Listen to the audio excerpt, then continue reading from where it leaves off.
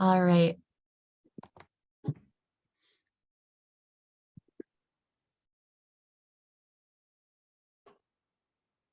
All right, we are going to dive in and again, just welcome. We know quite a few of you from just seeing you in classes, getting to journey with you a little bit, and just super grateful that you're here. If you've been to our events, you've experienced us, but what you might not know is just some of the background and philosophy around what Micah and I really believe and the type of work that we're bringing forward. So one of the premises that we work with is this concept that your state of being is really the measurement of your healing and your health. And so we can simplify it by saying that there are really two states of being. You're either in this vital state, which is when your body feels good, you mentally and emotionally feel good. One time I had someone explain it like all of the lights turn green on your way to work. You can just flow. Or we are in a survival state. And this is when we are operating out of some anxiety. There's an underlying sense of fear or a sense of urgency, real common, especially in this society, that we feel like we're running out of time. We feel like we don't have enough. And so if we start to think about these concepts and really look at how much time in a day we're spending in a vital state versus how much time we're spending in a survival state. I don't know about you in this quick explanation, but most people guess that they spend at least 75% of their day in survival. And that's just explains so well our society and how we are conditioned and programmed, and we're not really thriving.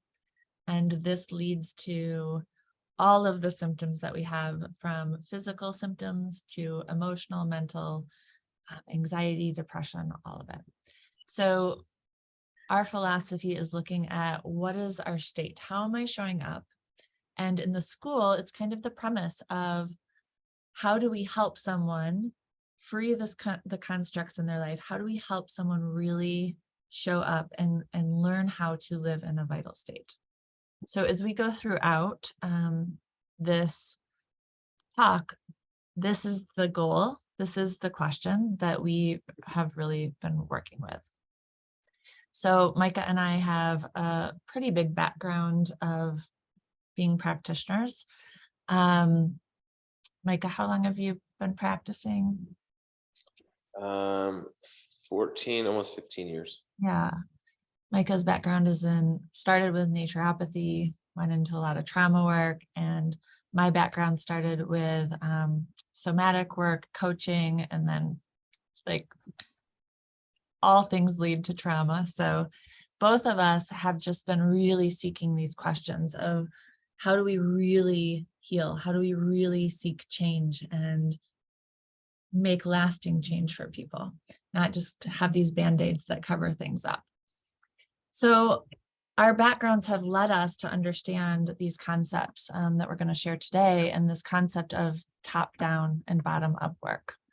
And so this is a slide I took off of on the internet, and I just thought it was so good, because if we think about top-down approaches, these are what we're more familiar with in the therapeutic world. This is like cognitive behavioral therapy, talk therapy, coaching. This is this idea of, well, if I can understand why I am the way I am, then that helps me shift it and change it, which is true. Understanding things does help us, but it is not complete healing. And because we're not working with the whole of the brain. And what we understand is that trauma and so much of the conditioning that happens in life actually lives below this cognitive part of the brain. And so we have to get into this bottom-up approach. So bottom-up approach is where we work with the body, and we, through the body and through these sort of non-ordinary ways of working, we actually can access all of these pre-programmed ways that keep us stuck in that survival. Okay. So we're going to go through this a little bit more, but at Vitalist School, we have combined the philosophies and methodologies that we have found to be the most effective to actually create change in people. And when we started connecting with these types of methodologies, both of our lives completely changed, for our own healing, for our clients' healing. And so the Vitalist way is really this combination of these different modalities that we found the most effective and how to bring them together. And so I'll go a little bit more into the detail. I'm kind of like diving right into some of these, like how we're doing what we're doing pieces. We'll go in a little bit more in a bit. But like as Micah was saying, we're going into year 6, and this feels like we just really have created this new methodology incorporating these different pieces. So it's just a little bit of an overview to get us in. Micah's going to talk a little bit about how we are the way we are and kind of what we're addressing as we go through this program. Okay, so this is a quote from Gabor Mate, who is a therapist from Canada who works a lot with trauma and addiction. People have 2 needs: attachment and authenticity. And when an authenticity threatens attachment, attachment trumps authenticity. And so this idea that we were born into a family, and if you look at a little child, they're having a very authentic experience. They're sad and they're crying, and they're angry and they're throwing stuff. And they're very deeply connected to that present moment that they're in. It's a very authentic experience. And all of a sudden, at some point, they realize, if I do this, mom gets mad. If I do this, dad gets mad. Oh my gosh, I have to behave a certain way. And there are parts and pieces of us that weren't accepted in our family. Maybe we were really emotional, or maybe we had a lot of anger that needed to get expressed. And when we had families that couldn't handle that, when they had families that would reject us for that, then we start to tamp that down within ourselves. We're no longer living out our authentic experience because we're having to keep our attachment. We're having to keep that sense of belonging deep within our DNA. We recognize, if I get kicked out of the tribe, I'm in a lot of trouble. I'm not going to survive. And so this is hardwired into us, and it really lays down the foundation for a lot of the developmental trauma that we work on through this program. So we think about trauma as some like big shock experience, like being abused, or getting into some sort of large accident. But really, we've all gone through developmental trauma. And developmental trauma is this idea that there were these developmental milestones that we needed to hit, and we missed them at times from misattuned parents who were using substances, just a lack of parental involvement, things like getting bullied at school. These things start to get stuck in our body, in our nervous system, and then the way that we respond to the world. You can go to the next slide. So for most of you, you've probably come across this if you've been hanging out with us at all.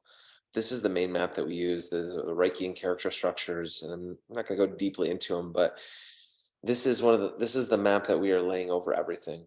When we're doing partner work, when we're doing Joe work, we're really looking at how does energy move through the body. These are 5 ways that when we were a child and we felt overwhelmed, we had to shift our attention elsewhere. The idea is, if you turn the volume down on your overwhelm, then you can feel safer. So these are really safety strategies. So that first one is, we can leave our body, go up into our head, up into spirituality, up into fantasy, to disconnect from our body and from being with the pain.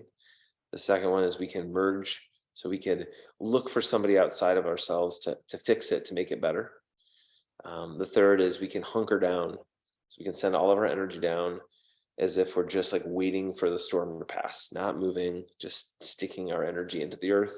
The fourth one is the aggressive pattern, which is like throwing our energy out when we don't get our way. It's like winning the fight, demanding, sort of forcing our will out there in the world. And the fifth one is the rigid pattern, where we lock up our whole body, And it's this way of stopping the flow of energy, stopping our feeling, and orienting towards the right and the wrong way. So this is it. And it doesn't matter where you're from. It doesn't matter what culture you're from. These are your 5 options of how you stayed safe as a child. And the problem with this is that the things that kept us safe as children are often the same patterns that keep us small and stuck in our adult life. And it becomes like a car that only turns left. When I get overwhelmed, this is what I do. When I get overwhelmed, this is how I respond, as opposed to being in choice and being able to respond instead of react. Go ahead and next slide. So not only does this affect our psychology and our decisions and the way that we sort of view the world around us, but it also starts to affect our body and how energy flows through our body.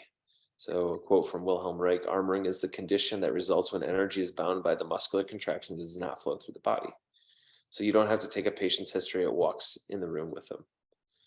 So we spend so much time with these character structures that, by the time you're done with the program, you really can start to identify people just by how they walk into a room. And, often that gives you clues of what are the developmental sort of tasks that haven't happened yet. Where are their potential pitfalls, and how do you sit with them? As a practitioner, what is the medicine that they're going to need? And again, you don't even have to have those conversations with them. It's very much shows up in their physical body. And so, here we see this picture of these bands of tension lined up with the chakras. So if you're familiar with the chakra system, this is similar but different, same but different. And, we're really working in the layers of the physical body, the subtle energies. And this is, again, sort of this combination of working from the top down and the bottom up. We want to invoke experiences, non-ordinary states that allow the emotions to come up, that allow the energy to move and the body to shift.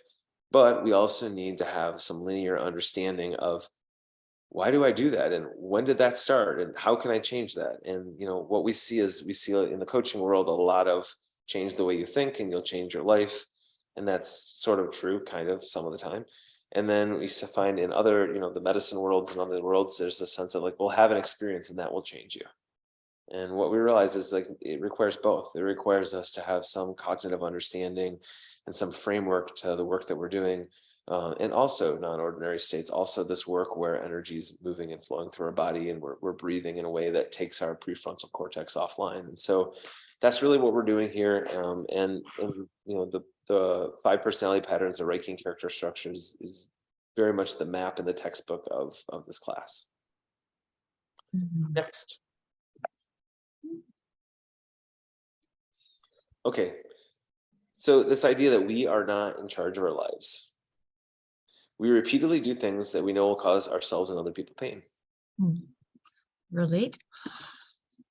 We make promises to ourselves and break them. And we try to get our needs met by habitually using old strategies from our past, even when they aren't producing the results that we desire. So, all of us have experienced that, right? Like, I'm not going to do that anymore. I'm going to stop doing that. I'm going to quit that behavior. I'm not going to interact with this person anymore. And then, a day, a week, a month later, we're doing the same thing again. And we can't figure out why. Why am I doing this? I know it's not good for me. Well, when we start to get into this deeper understanding of these personality patterns, then we really get a better picture of, oh, I understand. These were safety strategies. These were things that used to bring comfort. And yet now they're sabotaging my life. Okay, go ahead to the next one, please. So this is a story that we work with, and this is a story, it's a real true story of a soldier, a Japanese soldier. And he got marooned on an island during World War II. And, they tried really hard to get him off the island. They went over and dropped flyers down, pamphlets that said the war is over, which he thought was a trick. And so on this island, he built a fort, and he would go over and he would hunt on the island, and he would go over and kill pigs from the neighboring village that was over on this island. And he stayed there living, really believing that he was in a war still. And that anybody who tried to tell him that he wasn't, he would either act violently towards them or he just wouldn't believe them. And so what happened was he stayed there for believe it was 38 years. So 38 years he was on this island believing that there was a war. And eventually a hippie wandered in the 70s. And the hippie, I believe, said he was looking for Huru, Anado, and also Bigfoot. And I think it was in that order. And he ended up finding him on this island. And he said, the war's over, and he just couldn't believe him. And he said, what would have to happen for you to believe that this war's over and that you can come home? And the line was, a direct order from my commanding officer. And so the hippie went back, and it happened to be that his commanding officer was still alive, and they flew him out to the island and sent him out there, and he gave him a direct order, come home, the war is over. And it was at that point, nearly 40 years later, that he went back. And you can go ahead to the next slide. And when he went back to his community, they welcomed him home and they thanked him for his service.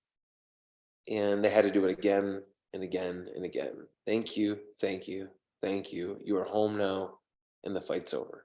Thank you, thank you, thank you. You are home now and the fight's over.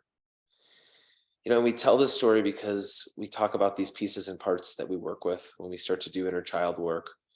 And what we realize is that we have all sorts of loyal soldiers. We have the loyal soldier that shuts down when there's any sort of conflict. We have the loyal soldier that gets really rigid and dogmatic and thinks that their way is the right way. We have the loyal soldier that doesn't want to get rejected, so they don't put themselves out there and they don't take risks. And that these loyal soldiers, if they just get to stay on the island and do what they do, then they constantly think that they are in a war.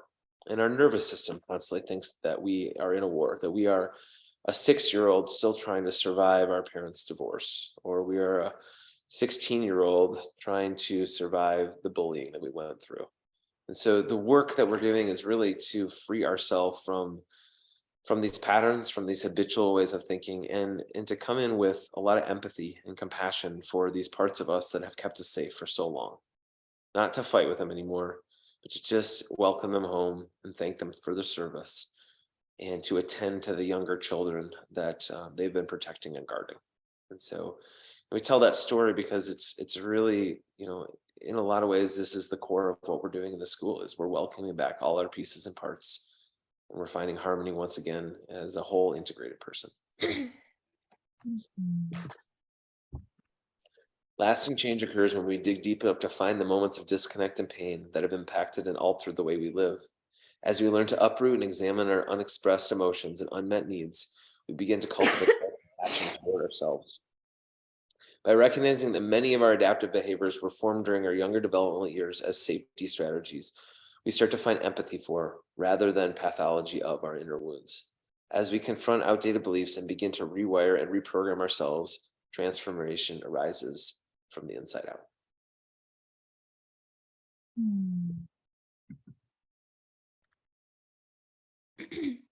Yeah, so as Micah was talking about that, I think one thing to highlight in our philosophy is about healing through empowerment.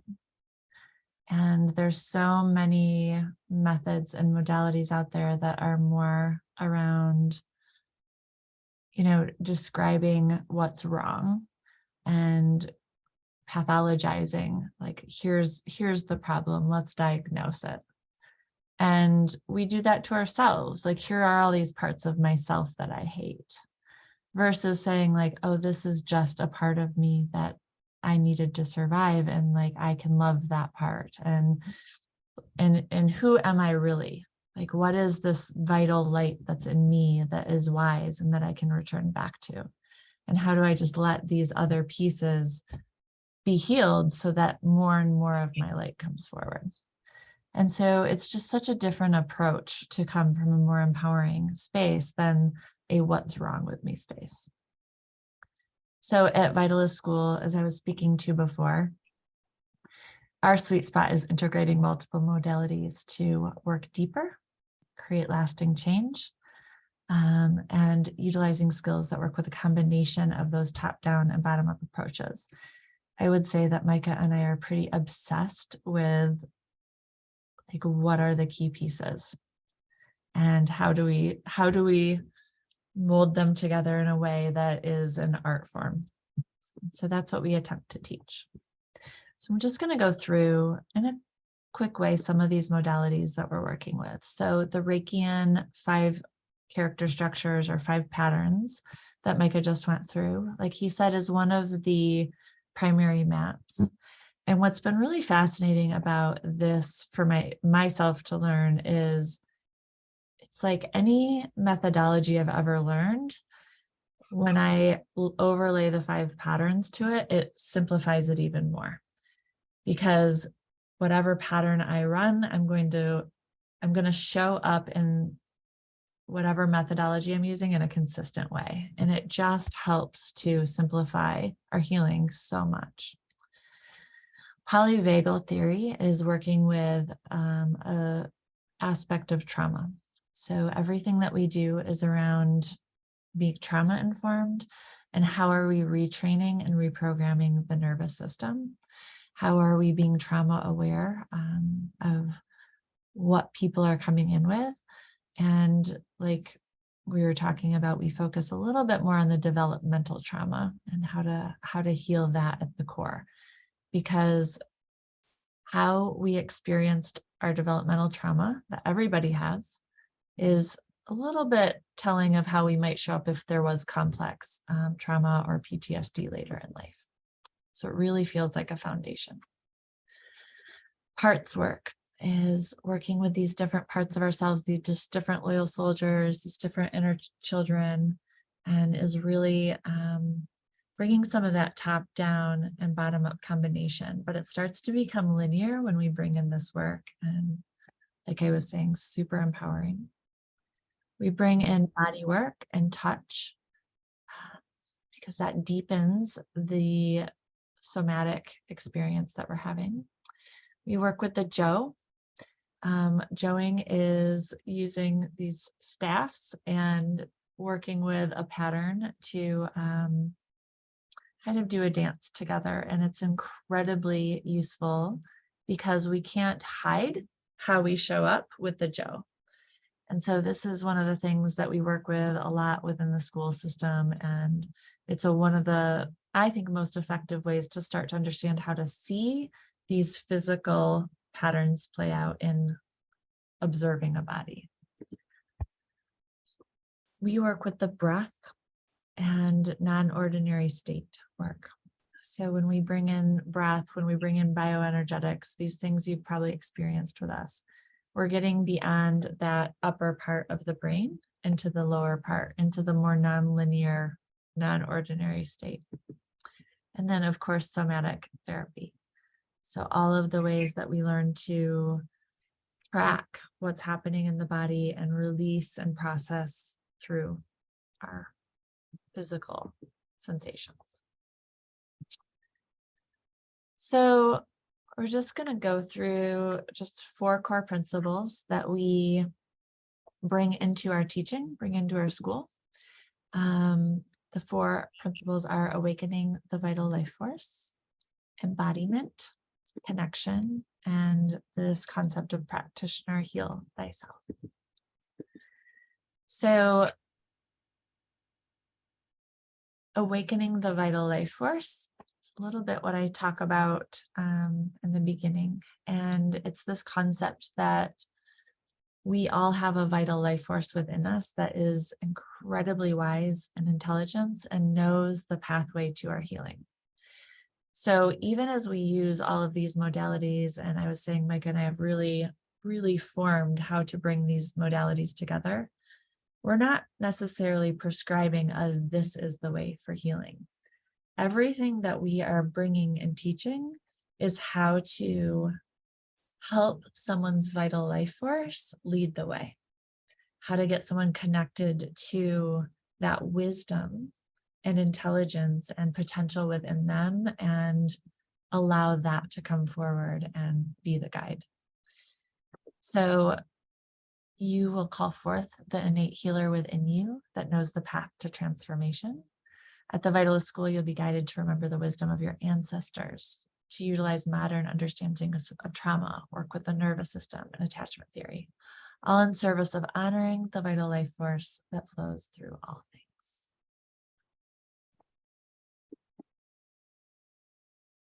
Okay. And this one is a quote from Derek Sivers, which is, if information were the answer, we'd all be billionaires with perfect apps.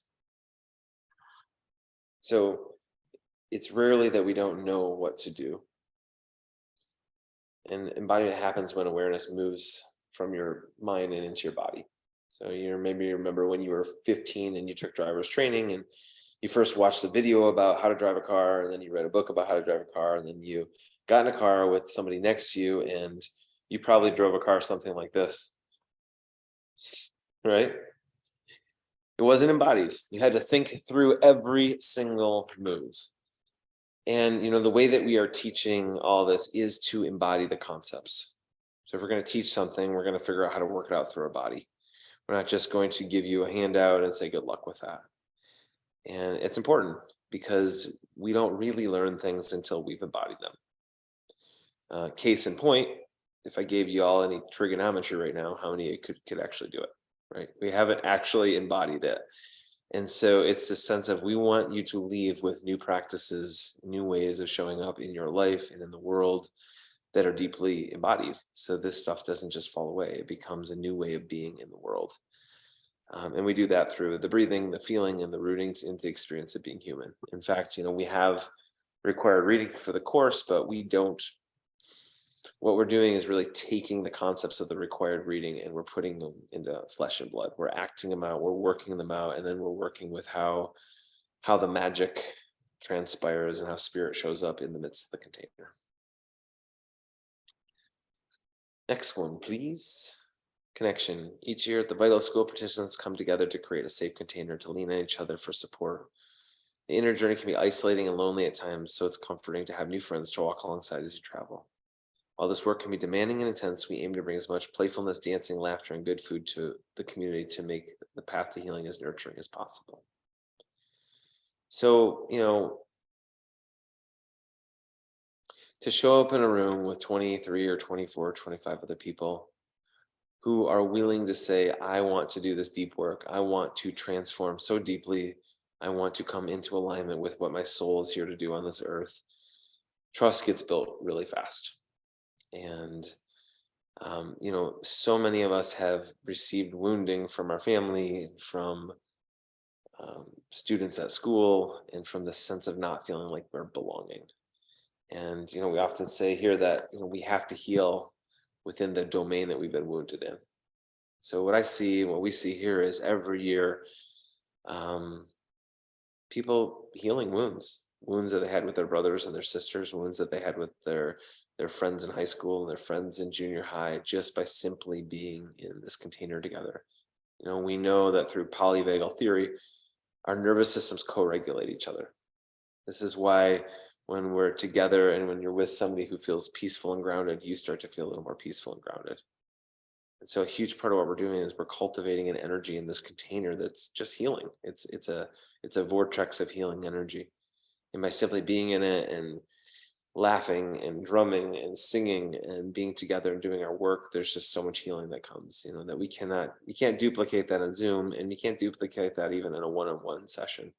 There is a vibe here that just starts to transform and set people free just by being in the container. Mm-hmm.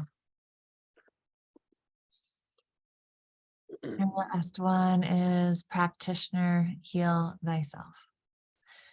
So you are only able to guide and teach as deeply as you have traversed your own psyche. To be well equipped to lead others, you must continue to do your own transformational work. As you're liberated from what holds you back, your mere presence give others permission to grow. And this is something that we believe so wholeheartedly. As part of our mission here is to help people really learn how to show up in their fullness and their full leadership. And in order to be able to do that, you needed to be guided through your own process.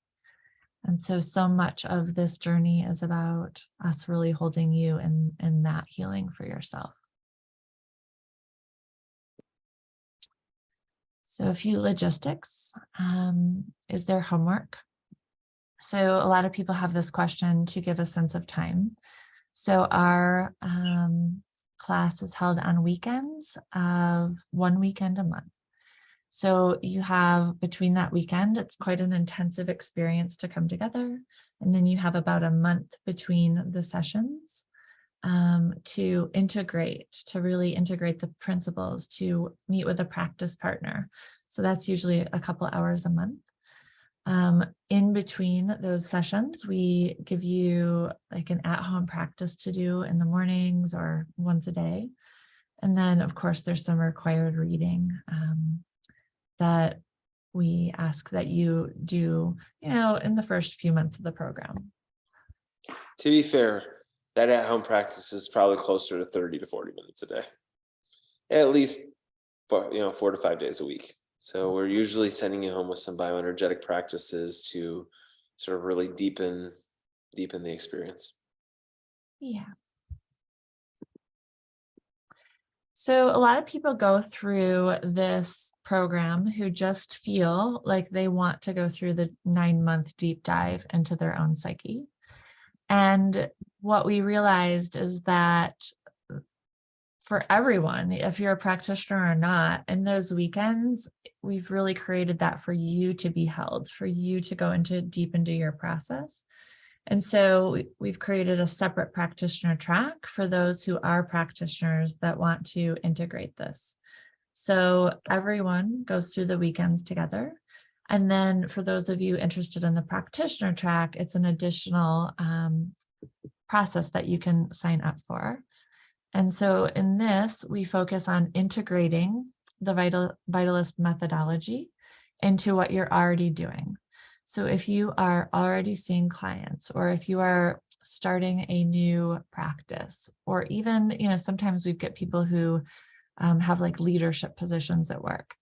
It's like, how do I take these processes and bring them into what I'm already doing? We work on evolving your practice. So if you're getting more training in something, then this is kind of a logistical one. Like, let's evaluate how you're setting up your offerings. How are you charging? How are you structuring the journey that you're inviting people to walk alongside you with? So it's a lot about creating that offer that feels really good and authentic. And then the third is around the process of stepping more fully into your role as a practitioner or a leader in this work. So that process is, I believe, one of the processes like being in a marriage or having children. It will make you do your deep, deep work. For us to fully step into our potential and our calling, we really need to be in a deep relationship with ourself, a deep integrous relationship. And so a lot of the focus in this program is around what's blocking me from showing up in that fullness. This program is a combination of one-on-one sessions and online, sort of like a group coaching process.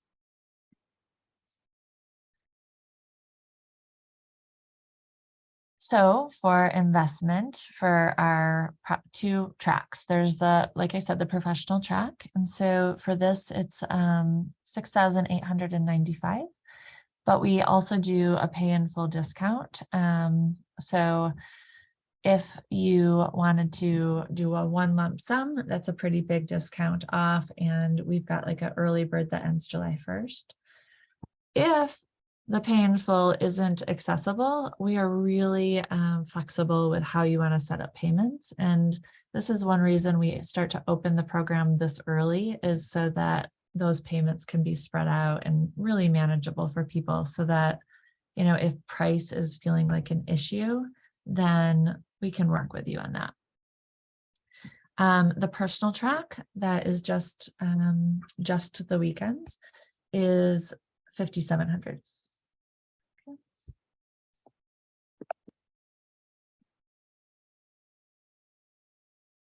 You want to read that, Micah? Sure. This is Casey Joy. I feel like the most beautiful gift I've ever been given and give myself was going through the Vitalist School to have the opportunity to learn things about myself in order to show up as the best version of myself for myself, my wife, my children, and the world is absolutely priceless. I would go through it again in a heartbeat. Casey did go through it again. That was her first year quote. She came through the second year, and she is actually has an office right now in our space in Easttown and is working as a practitioner. Yeah. This is from Laura. She says, over the course of the program, I felt my body tremble. I've cried tears so deep they came from my soul. I've been able to open up myself in ways I never thought I could.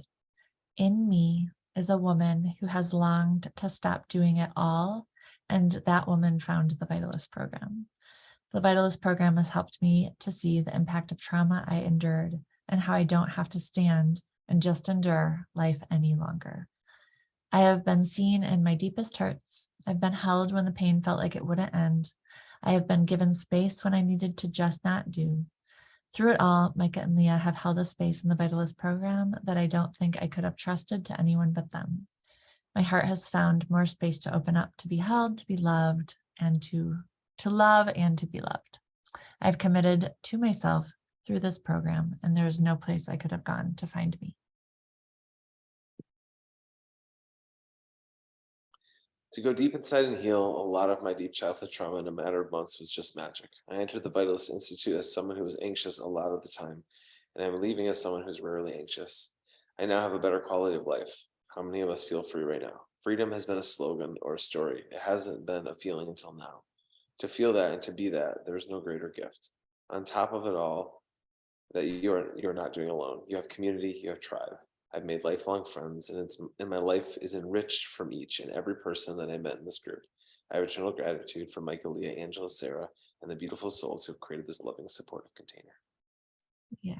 I think one thing these testimonials speak to that there's just such a passion. And once you understand this work and you can see, I think it just gives the map. It's giving the map to see how clearly someone is stuck and rooted in their trauma, stuck in their pain, stuck in their constructs. And it's painful for us to see that. And so to watch people go through this process and free themselves in ways they never thought they could, to reclaim who they are in ways they never thought they could, is the reason why we're doing this. And so those testimonials I think we picked those ones out because they speak to that in the best way. So, okay, we will stop going through our PowerPoint and just take some questions of what's coming up for you, what questions are unanswered, what are some things that you're considering or would love to know about.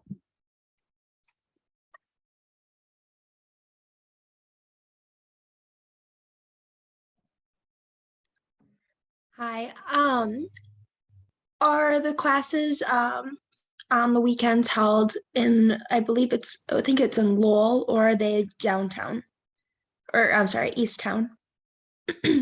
Yeah, they're in Lowell here. So actually, the pictures that you saw, we're in the room right. I'm in the room right now. Awesome.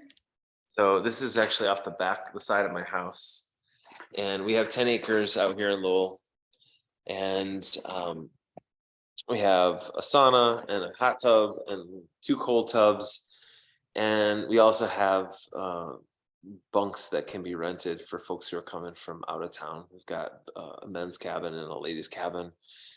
And so, some years like this year, everybody stayed almost every weekend. They've just been like camped here or brought their buses here or renting beds. And so we've had a lot of hangout time, in the evenings. School is from 6 to 9 on Friday and from 10 to 6 on Saturday and 10 to 6 on Sunday. And we meet for August, September, October, November. We take December off, and then we meet January, February, March, and April.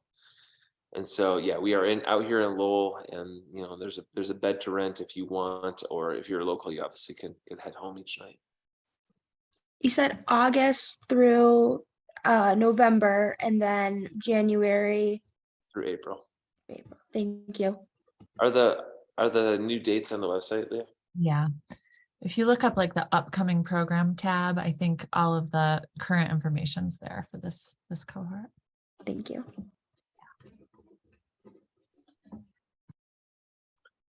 Other questions? I just had one. Mhm. So I was planning on doing this for me personally, but I'm going into caregiving, particularly for the elderly. Mm. So it kind of seems like this kind of work and these skills could be potentially really valuable Mhm. in a practice like that. Mhm. So I don't really see myself having a traditional practice like that, but I'm really excited to find ways to integrate this into the work that I'm doing. So Yeah. I'm really excited. Like the Yeah. sensation of being a little bit on fire, but like in a good way. Yeah. So Love that. yeah, It's something thanks for this, guys. This is really needed. Yeah, it's needed. We are overflowing with people who find this work and realize that this is the work that's going to set them free. We need more people offering this. Yeah, and even for those of you who, don't plan on being a practitioner, what we're really learning is the skill of attunement. We're learning to be attuned to ourselves, to our body, to our emotions. We're learning to be attuned to another. And even if you're not on the practitioner track, you're going to be trained in how to sit with people and ask them questions and really listen, and not just with your head, but with your heart, and not just listen to try to fix something, but to deeply feel and understand somebody. And we just need a world with more people doing that. Mhm.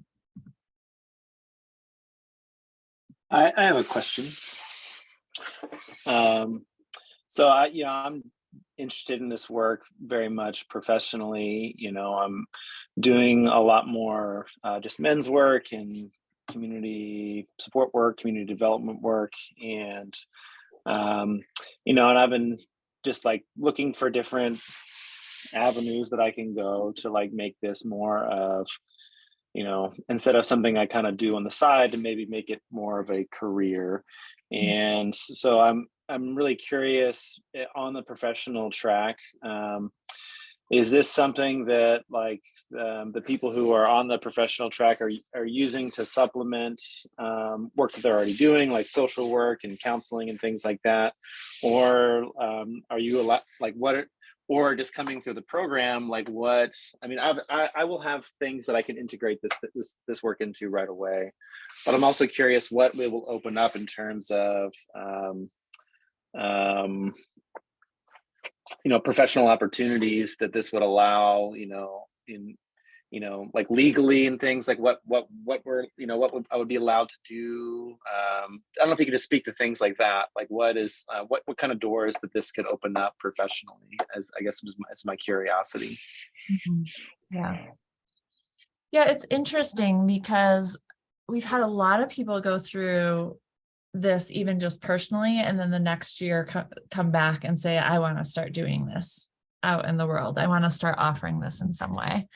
And so, I've seen people go through and integrate this in so many different ways to what they're already doing in the world.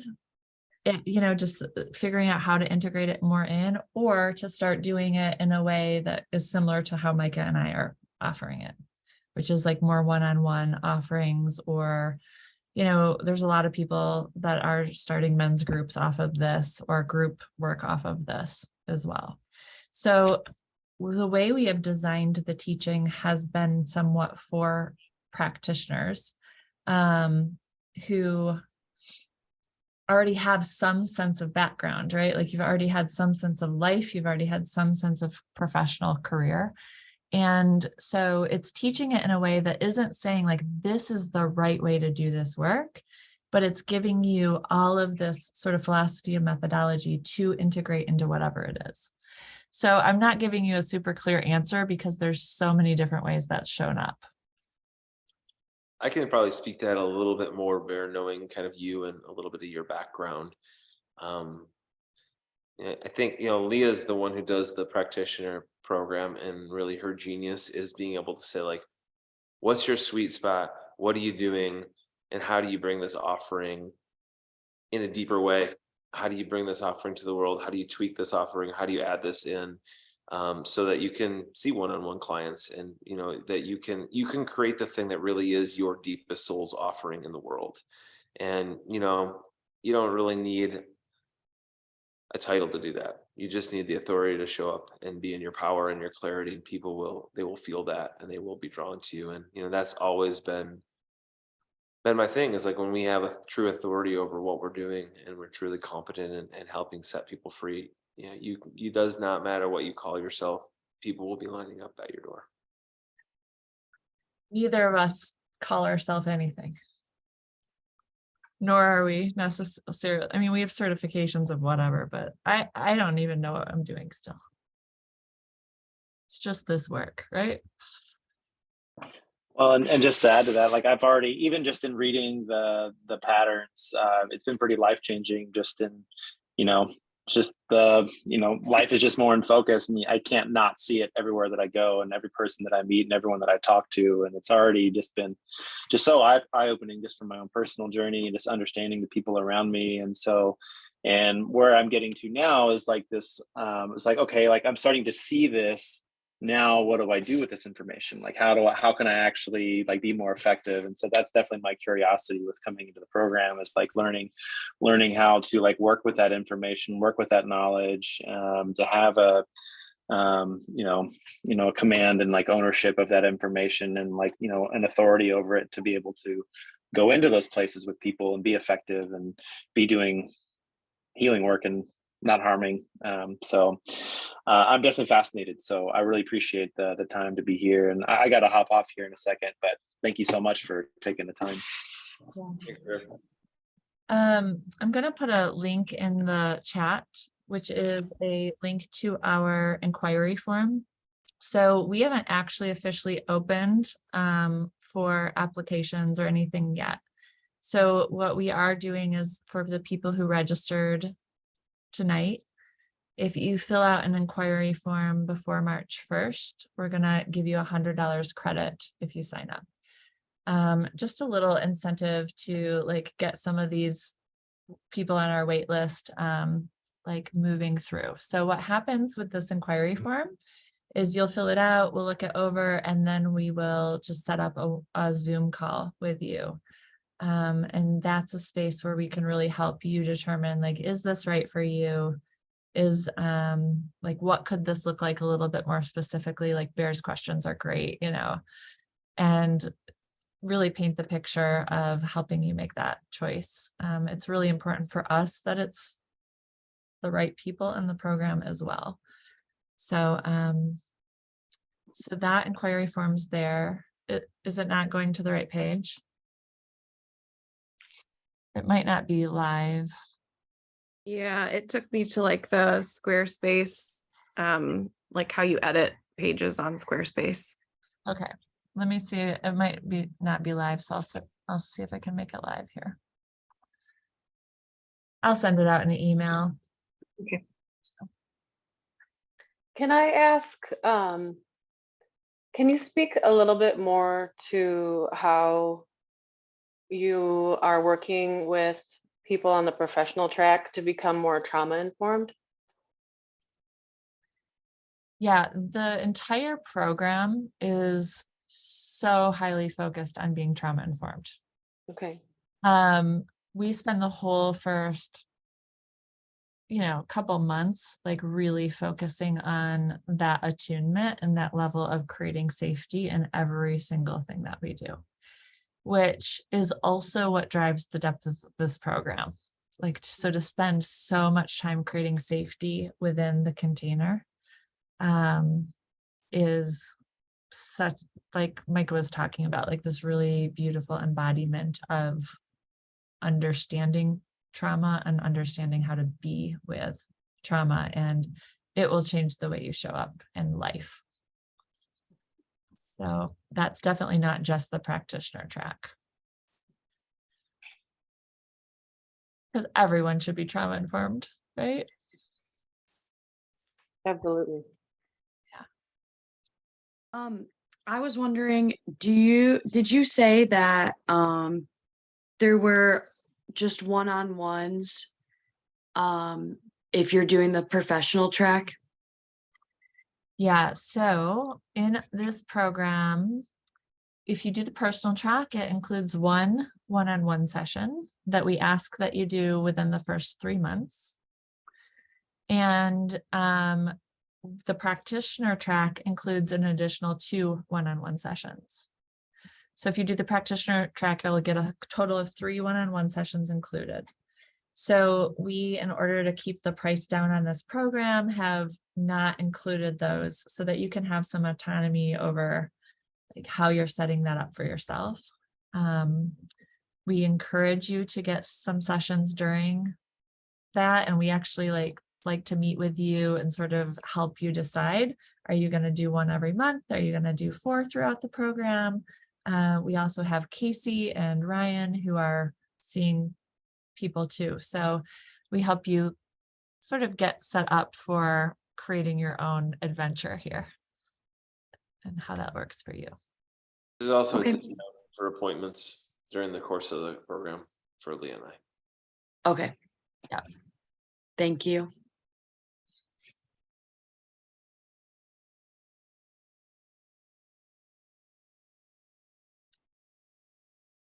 Anyone else?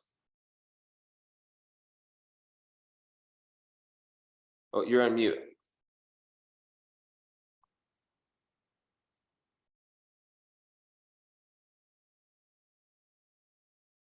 Unmute. Hey, there we go.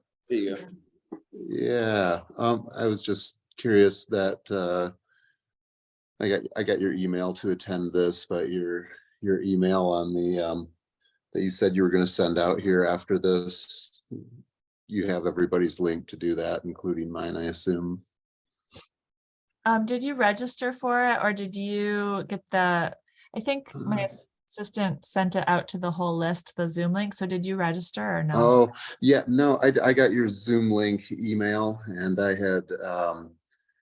had pre-registered online on the wait list. So I just wanted to make sure I would be included on that. Will you shoot me your email privately in the chat box, and then I'll make sure. Sure. Yeah, that'd be great. If I can figure out how to do that on a phone, yes. Oh yeah, yeah. You can also just send it to reply to the email that you got, the Zoom link. Okay, all right, I'll do that. Great, thank you.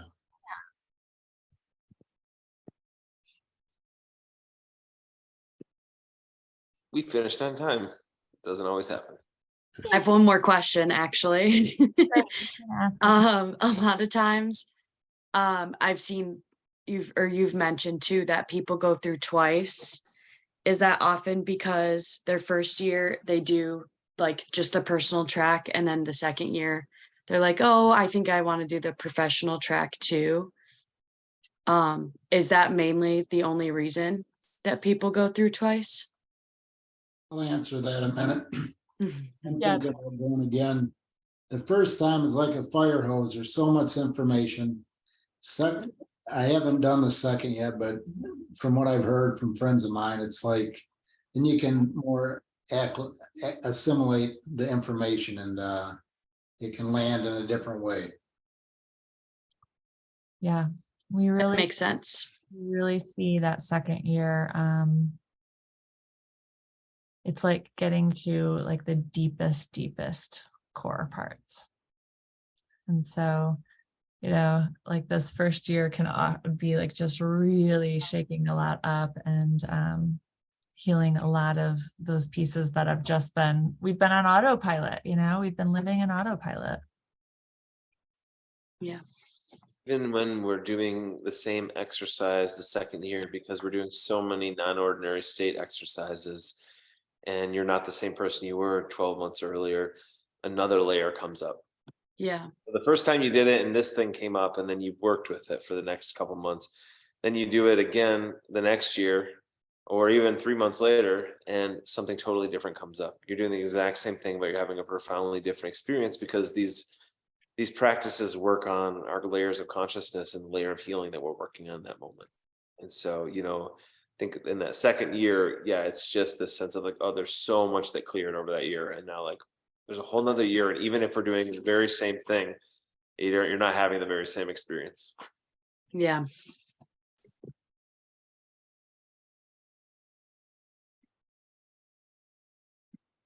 What other questions that you, as you sit with, what your own questions are? Yeah, what comes up?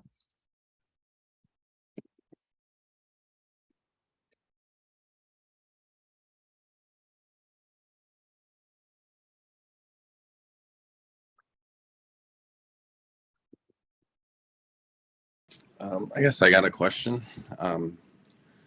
As somebody who's been kind of hanging around for a while, been to a lot of the embodiment classes and done the men's work stuff with you guys, like, what additional benefit is there to doing the school? Like what areas is it going to go deeper, or I don't know, I guess I'm just trying to kind of figure out like what kind of new things I would be learning, if I've already read the books and like done a lot of the things.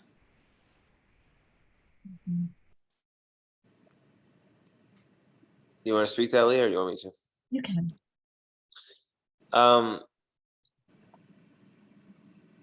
Well, there's a method to our madness. There's the way we're laying out the entire program that drips one thing into the next thing and the next thing. There are ways that experiences are layered over. And there's only so deep you can drop in when you're there at an appointment for an hour and a half, or you're at a class for an hour and a half. 2.5 days on site and all the interactions in between. And it really starts to feel like a magical space where signs and synchronicities are lining up, and the power of 25 people who are all aimed toward the same thing. And so, you've come to some of the men's work on the weekend, those 2-day workshops. It's kind of like doing that 9 months, 8 months out of 9. It's like that level of transformation that comes from each one, because we're layering things in and we're helping you understand how they all fit together. And you're mapping your own journey out. You're mapping what your stuck places are, and then you're working on it, and then you're clearing it, and then you're doing another modality around it. So it's really going to be tailored to what you bring to it, and like your own places that feel stuck, in your own work around empowering yourself to ultimately find your soul, find your deepest truth, and manifesting it into the world. I mean, into the world. That's like the deepest goal of the program. It's like, who are you really? And then how do you create a life around that?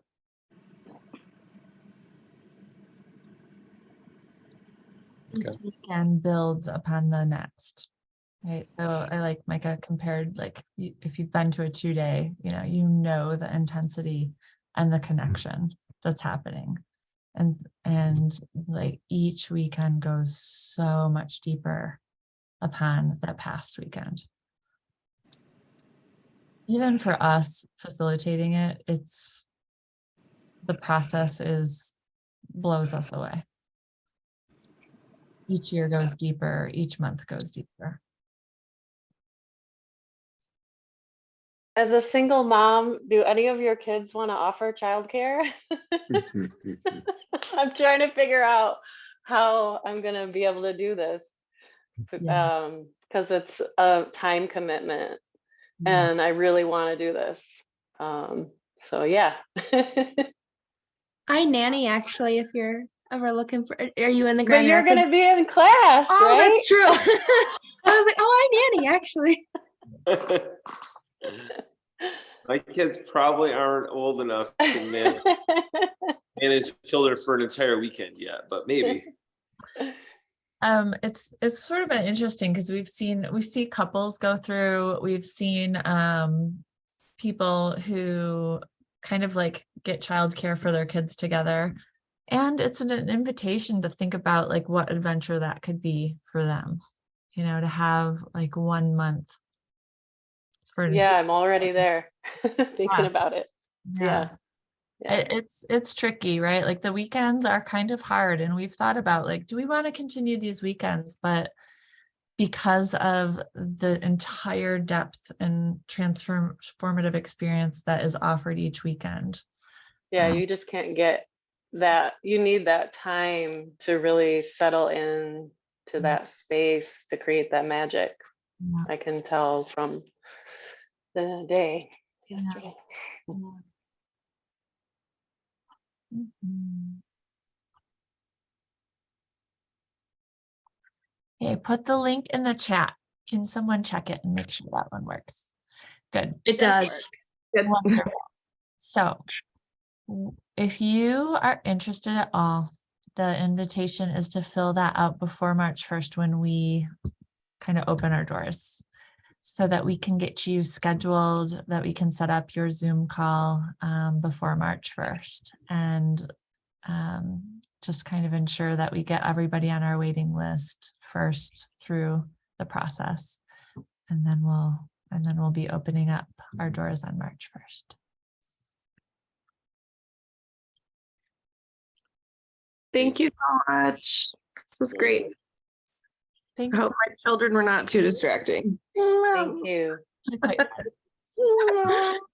We'll see ya. Take care. Thanks, Bye. everybody. Thank you.